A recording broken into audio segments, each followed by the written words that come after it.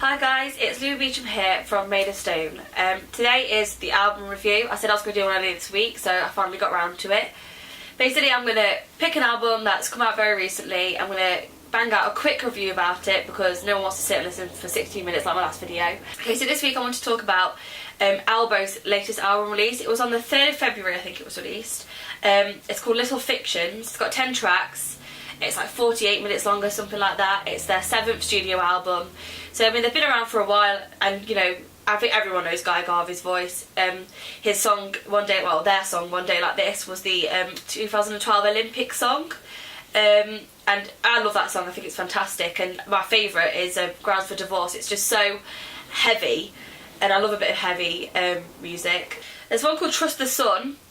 Now, this is the one that I would say perhaps to give, not avoid obviously because you're going to have to listen to the whole album if you are going to listen to it, but the one that I could give or take if I'm listening.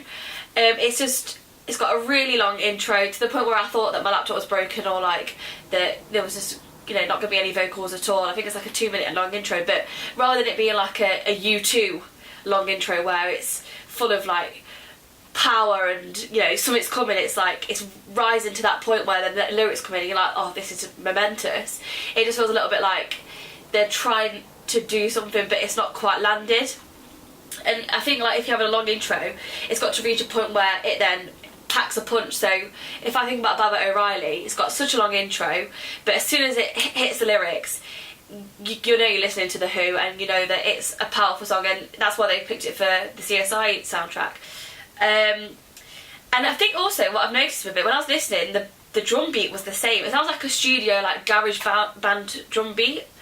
And that's fair enough, that's what they want to do, that's fine. I think it kind of draws away from the music a little bit and kind of focuses more on the lyrics and maybe the guitar. And I think it said that they'd, I can't remember which orchestra it was, which sounds really bad because I'm supposed to know about it, but they sort of paired up with an orchestra, so there's a lot more sort of violins and sort of a lot more about the track. One song that I do quite like is called Magnificent, and then in brackets, She Says.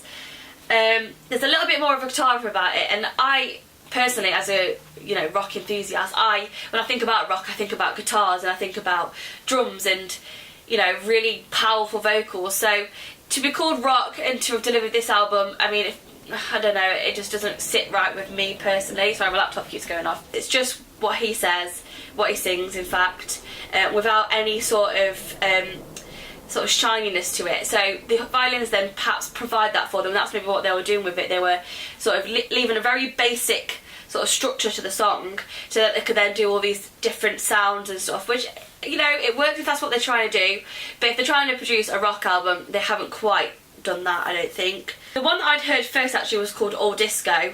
I don't know if that was released first as a single, but I just managed to hear that before the rest of the album had come out.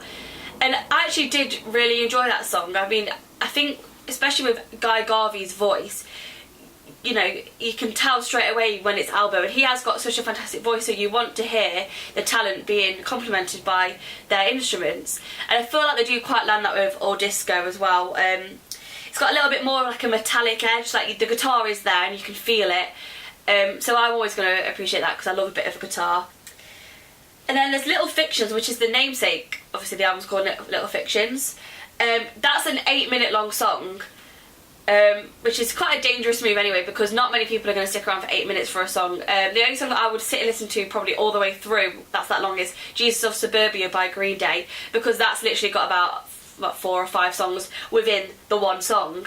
So, you know, it doesn't feel like you're listening to the same thing over and over again, which I feel like I had with that, which is, I'm not trying to say it's a bad thing, like, I don't want to be negative about it, because there's going to be someone out there who's really going to appreciate that, but I think with my audience it doesn't really land because we expect there to be some sort of kick, but I'm not going to be going to the clubs and headbanging to that, or, you know, dabbing or whatever. That's not going to be where that's going to go. So yeah, I say the one to listen to definitely is All Disco.